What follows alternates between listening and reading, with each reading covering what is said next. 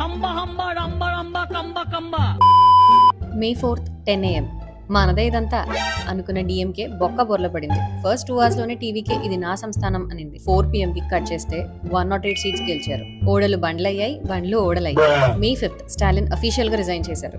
Hung assembly start అయింది. 108 సరిపోవమ్మా, ఇంకో 10 పట్టుకొని రా, గవర్నమెంట్ ఫామ్ చేసుకో అన్నారు గవర్నర్.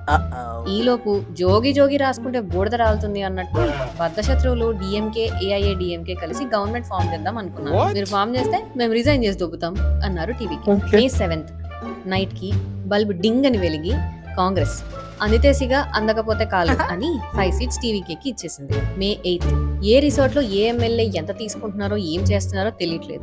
ఇది పాలిటిక్సా హార్స్ బిడ్డింగా, ఏది చాపో ఏది నీళ్ళో తెలియని పరిస్థితి. రాత్రికంతా ఏఎంఎంకే ఎమ్మెల్యే సపోర్ట్ ని ఫోర్జరీ చేశారని గిండి పిఎస్ లో కేస్. నీ తలకాయరా అది ఒరిజినల్ అని వీడియో ప్రూఫ్ చూపించిన టీవీకి. ఓడ మునిగితే ఎలకలు దూకినట్టు May 9 పొద్దున కల్లా 5 కాంగ్రెస్, 2 వీసీకే, 2 సిపిఐ, 2 సిపిఐఎం నుంచి 119 సీట్స్ సంపాదించి మెజారిటీ గెలిచారు. ఇంకా మనల్ని ఎవడ్రా ఆపేది? ఈ మధ్య రిలీజ్ అయిన చాలా సినిమాల కంటే డ్రామాటిక్ గా ఉంది మన తమిళనాడు పాలిటిక్స్.